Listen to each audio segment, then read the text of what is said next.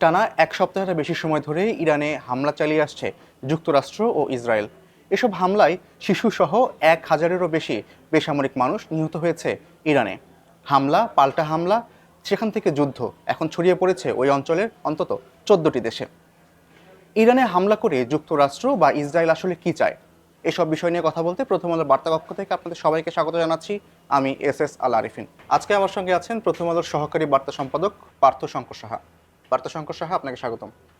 পার্থ শঙ্কর সাহা, প্রায় এক সপ্তাহ পেরিয়ে গেল ইরানের মধ্যপ্রাচ্যের যে অস্থিরতা, যে হামলা, যুদ্ধ বিদ্রোহ সেই অবস্থায় চলছে, এবং এই অবস্থায় আসলে আপনাকে জানতে চাই যে ইরানের সঙ্গে যুক্তরাষ্ট্র কবে থেকে এইরকম একটা সম্পর্কে তারা পৌঁছালো এবং কোন প্রেক্ষাপটেই বা তারা এই যুদ্ধে জড়ালো, এবং সেই সঙ্গে আসলে ট্রাম্প এখন কি চাচ্ছে?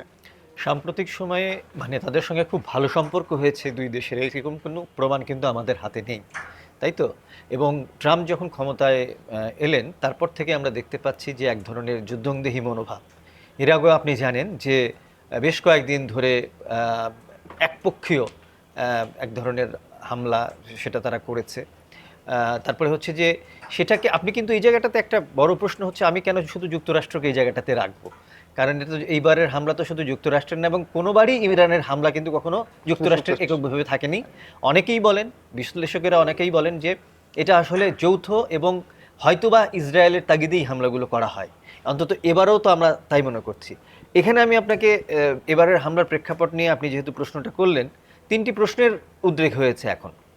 প্রশ্নটা হচ্ছে যে আপনি দেখেন যে এর আগেই হামলার যখন আগে আমি বলবো না, যখন আলোচনা চলছিল ঠিক সেই মুহূর্তে যুক্তরাষ্ট্রের সঙ্গে ওমানের মধ্যস্থতা, বাহরাইনের এদের মধ্যস্থতায় যে আলোচনাটা চলছিল, তখন কিন্তু আমরা ভাবছিলাম যে একটা সমাধানের পথে যাবে কিনা, কিন্তু তার আগেই এবং সেই আলোচনা চলার মধ্যেই কিন্তু হামলাটা শুরু হয়ে গেল।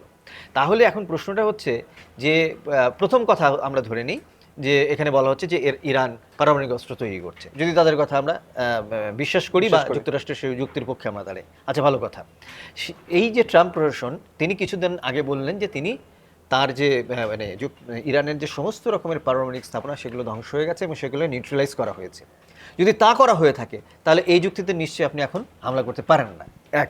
দ্বিতীয় কথা হচ্ছে যে তাকে কি এই পারমাণবিক কর্মসূচি থেকে দূরে রাখার জন্য করা হয়েছিল তা বলা যায় না, কারণ যখন এই আলোচনাটা যখন চলছে তখনই হামলাটা হয়েছে। ইরান কোনো যুদ্ধের কোনো অবস্থাতে কিন্তু তখন পর্যন্ত যায়নি, বরং ওমানের যারা মধ্যস্থতাকারী তারা বলছিলেন যে ইরান অনেক কঠোর শর্তও কিন্তু মেনে নিয়েছিল সেই সময়টাতে।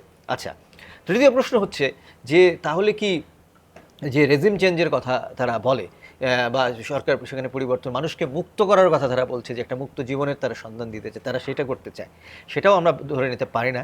কারণ একটা বেসামরিক অনেক স্থাপনায় হামলা হয়েছে, একটা স্কুলে হামলা হয়েছে যেখানে 6 থেকে 14-15 বছরের বাচ্চারা লেখাপড়া করে আর কি।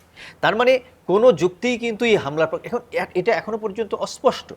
এবং যখন এই প্রশাসনের লোকজনকে বলাও হচ্ছে এই ধরনের প্রশ্ন, তখন কিন্তু তারা ঠিকমতো তার উত্তর করতে পারছে না, উত্তর দিতে পারছে না। তো এইরকম একটা প্রেক্ষাপটে এটা এক ধরনের গাজুরি বলতে যে শব্দটা বোঝায়, এই হামলাটা কিন্তু আসলে সেই গাজুরি এবং মোরলিপনা এবং হচ্ছে বিশ্বের নেতৃত্ব, এবং বলা যায় যে এক ধরনের পুরো বিশ্ব ব্যবস্থার যে এককেন্দ্রীকরণ, সেটার একটা বাস্তব রূপ আমরা এই জায়গাটায় দেখতে পাচ্ছি। আপনি বলছিলেন যে যুক্তরাষ্ট্র একা একা কখনোই হামলা করছেন ইরানের উপর, তার সঙ্গে ইসরায়েল থাকছে।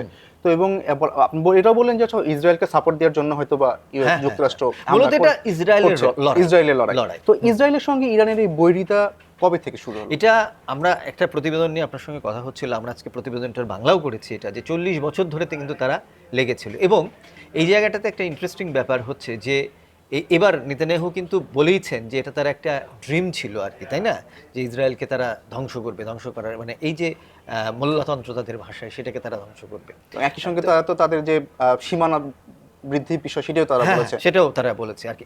এখানে একটা ফ্যাক্টর যে সেখানে তো প্রতিবাদ করার মতো কেউ নেই। ইসরায়েলের এই যে ধরেন গাজায় কিছুকাল আগে আমরা দেখেছি যে সাম্প্রতিক সময়ের সবচেয়ে বড় গণহত্যা, এটাকে গণহত্যা ছাড়া আর কোনো কিছু বলার কোনো উপায় নেই, যে গণহত্যাটা চালালো নিরীহ মানুষের উপর গাজায়। তো এই ধরনের হামলাগুলো, তারপরে হচ্ছে তাদের নিপীড়ন, নিষ্পেষণ প্রতিনিয়ত, যেটা গাজাবাসী বা অন্যান্য ফিলিস্তিনের মানুষ প্রতিনিয়ত ভোগ করছে, সেটাকে খুব বড় প্রতিবাদী যদি একটা রাষ্ট্র থাকে সেখানে ছিল তার তার চোখের কাঁটা আমি বলবো আর কি, হ্যাঁ তার পথের কাঁটা আর কি, ঠিক আছে, সেই পথের কাঁটাটা ছিল হচ্ছে ইরান। ইরান। তো সেই ইরানের ধ্বংসযজ্ঞে চাবে, এবং সেটা তার অনেক অন্তত 4 দশকের পুরনো মানে স্বপ্ন, যেটা সে এখন একটা বড় ধরনের কি বলবো যে কার্যকর ভূমিকা নিচ্ছে এবং কার্যকরিতার দিকে যাচ্ছে। আচ্ছা, কিন্তু আমরা দেখছিলাম যে এই যে যখন মধ্যপ্রাচ্যের সঙ্গে এই অস্থিরতা চলছে, তখন বারবার ঘুরে ফিরে ভারতের নাম আসছে। এবং আমরা দেখেছি যে সম্প্রতি ভারতের প্রধানমন্ত্রী নরেন্দ্র মোদী তিনি ইসরায়েল সফর করেছেন এবং অনেকে বলছেন যে পশ্চিমা দেশের বাইরে ভারতের সঙ্গে ইসরায়েলের একটা বেশ ভালো সম্পর্ক রয়েছে। এর কারণটা কি, কি কারণে সম্পর্কটা গড়ে উঠছে? সম্পর্কটা তো ধরেন মানে একটা কৌশলগত সম্পর্ক তার আছে, সেখানে অস্ত্রের লেনদেন আছে, তাদের প্রযুক্তি ব্যবহারের সম্পর্ক আছে। কিন্তু আপনি জানেন যে কয়েকদিন আগে ভারতের যিনি বিরোধী দলের নেত্রী সোনিয়া গান্ধী, তিনি একটা চমৎকার লেখা লিখেছেন, ইন্ডিয়ান এক্সপ্রেস সেটা চেপেছে, সেটা আমরাও অনুবাদ করে দিয়েছি। এটা কিন্তু ইরানের সাথে তাদের এক ধরনের কি বলা যায় যে খুব ভালো মানে উদাহরণ না, শিষ্টাচারের খুব ভালো উদাহরণ না। কারণ সেই লেখাটিতে সোনিয়া গান্ধী উল্লেখ করেছিলেন যে ওআইসিতে যখন কাশ্মীর প্রশ্নটা তোলা হবে এবং ভারত যখন খুব নাজুক একটা অবস্থায় আছে আপনার বাবরি মসজিদ ধ্বংসের পরিপ্রেক্ষিতে সারা দুনিয়াব্যাপী, তখন কিন্তু ইরান একটা শক্ত ভূমিকা নিয়েছিল। এবং পরবর্তীকালে এই প্রতিবেদন ধরে আমাদের দিল্লি প্রতিনিধি সৌম্য বন্দ্যোপাধ্যায় একটা রিপোর্ট করেছিলেন যে ইরান কীভাবে সেই জায়গাটাতে সহযোগিতা করেছিল আর কি। ভারতের অনেক বিশ্লেষকের পুরনো বইপত্রের বা তাই নথি তুলে ধরে তিনি লিখেছিলেন। তো ইরান কিন্তু সেই জায়গাটা ভারতের সাপোর্ট দিয়েছে, এবং এই দুটো দেশের মধ্যে কিন্তু ঐতিহাসিক সম্পর্ক, সাংস্কৃতিক সম্পর্ক ইত্যাদি রয়েছে। কিন্তু এখন সেই জায়গাটাতে এসে সেই যে হৃদ্যতা, সেই যে বন্ধুত্বপূর্ণ সম্পর্ক, সেইটাকে বর্তমান ভারতের যিনি মানে সরকার প্রধান বা এখন যে ভারতের যারা চালায় তারা সম্ভবত ভুলে গেছে বা ভুলে থাকার চেষ্টা করছে, যেটা মানে কূটনৈতিক কি বলবো যে শিষ্টাচারের বহির্ভূত কিনা আমরা বলতে পারি না, কিন্তু অন্ততপক্ষে আকাঙ্ক্ষিত না আর কি। এবং সেটা খুব ভালো ফলও আসলে নিয়ে আসবে বলে মনে হয় না। আচ্ছা, তো এখন এই যে যুক্তরাষ্ট্র ইসরায়েল এবং ইরানের মধ্যকার যে যুদ্ধ, এটা তো আসলে তাদের মধ্যে আর নেই, এটা ছড়িয়ে গেছে পুরো মধ্যপ্রাচ্যে। তো এই যে মধ্যপ্রাচ্যে ইরান বিভিন্ন দেশগুলোতে তারা হামলা চালাচ্ছে, তো সেটা তারা কেন করছে, এটা আমার একটা প্রশ্ন আপনাকে জানতে চাওয়া, এবং সেই সঙ্গে জানতে চাওয়া যে এই যে যুদ্ধের প্রসারটা যে বেড়ে গেছে, প্রায় 14টা দেশে এখন এরকম পাল্টা হামলা ঘটনা ঘটছে, তো সেখানে আসলে সামনে আমাদের বিশ্বের জন্য যে বৈশ্বিক অর্থনীতির জন্য আসলে কি অপেক্ষা করছে, আর ইরান কি বা করতে পারে? দেখেন, এটা তো আমরা যদি এই শহরে বসে যখন আলোচনাটা করছি, সেখান থেকে তো মধ্যপ্রাচ্য অনেক দূর।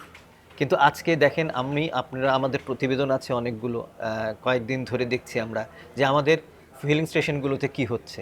এটা দেখেই আমরা বুঝতে পারি যে আজকে লম্বা সারি, আপনি যদি ঢাকা শহরের কোনো যে স্টেশনগুলো আছে, ফিলিং স্টেশনগুলো আছে, সেই জায়গাটা আপনি যদি যান, দীর্ঘ সারি পড়ে আছে।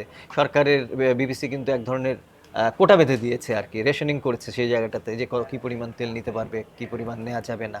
তাহলে বোঝা যাচ্ছে যে সুদূর মধ্যপ্রাচ্যের ঘটনা ঘটলেও এই যে মানে বৈশ্বিক মানে একটা গ্লোবাল ভিলেজে যে আমরা আছি, সেটা শুধু আজকের পরিপ্রেক্ষিতে না, হয়তো আজ থেকে 50-100 বছর পরেও এই বাস্তবতাই ছিল যে মানুষের চলার জন্য তো জ্বালানি ভীষণ গুরুত্বপূর্ণ একটা অনুষঙ্গ আর কি, তাই না, মানুষের একদম সভ্যতার টিকে থাকার ক্ষেত্রে।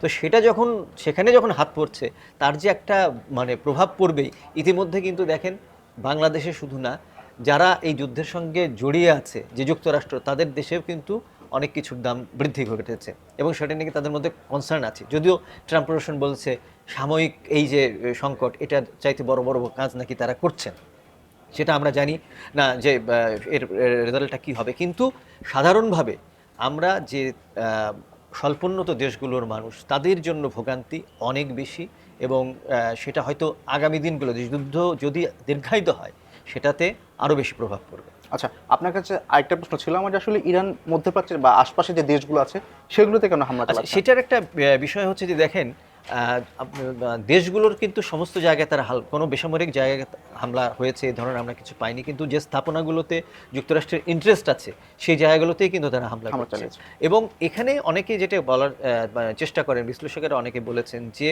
তাদেরকে আসলে বার্তা দেয়া যে তোমাদের ভালোর জন্য আসলে যুক্তরাষ্ট্রের কাজগুলো করেনি, এটা করেছে তার নিজস্ব ইন্টারেস্ট থেকে। এবং এই দেশগুলো যখন এক ধরনের মানে প্যানিক তারা অলরেডি হয়ে গেছে, আরও যদি হতে থাকে তখন একটা তাড়না, যুদ্ধবন্ধের একটা তাড়না এই দেশগুলোর কাছ থেকেই আসতে পারে। কারণ শুধুমাত্র ওই স্থাপনায় হামলা হলে সামরিক বাহিনী বা তার সংশ্লিষ্ট লোকজনই না, বেসামরিক অনেক মানুষও কিন্তু না তাদের তাদের কর্মকাণ্ডও কিন্তু ক্ষতিগ্রস্ত হয়। ইতিমধ্যে এই যে বড় বড় মানে খুব ধনী দেশগুলোর দুবাই থেকে শুরু করে এমিরেটসের আরও অনেক যে শহর, সেখানে কিন্তু এক ধরনের ভীতি তৈরি হয়েছে, ব্যবসা বাণিজ্য ক্ষতি হচ্ছে। তো এই ইরান এটাকে একটা আমার মনে হয় যে তাদের খুব একটা কৌশলগত অবস্থান অবস্থান তাদের মাধ্যমে চাপ দেওয়ার চাপ একটা। দেয়া। ওকে, ধন্যবাদ পার্থশঙ্কর সাহা আজকে আমাদের সময় দেওয়ার জন্য। ধন্যবাদ। দর্শক, এতক্ষণ আমরা কথা বলছিলাম ইরান ও যুক্তরাষ্ট্র ইসরায়েলের মধ্যকার চলমান যুদ্ধ নিয়ে। আমরা আপনাদের সামনে আবারও হাজির হব নতুন কোনো বিষয়ে কথা বলতে। সে পর্যন্ত ভালো থাকুন, নিরাপদে থাকুন, আর প্রথম আলোর সঙ্গে থাকুন।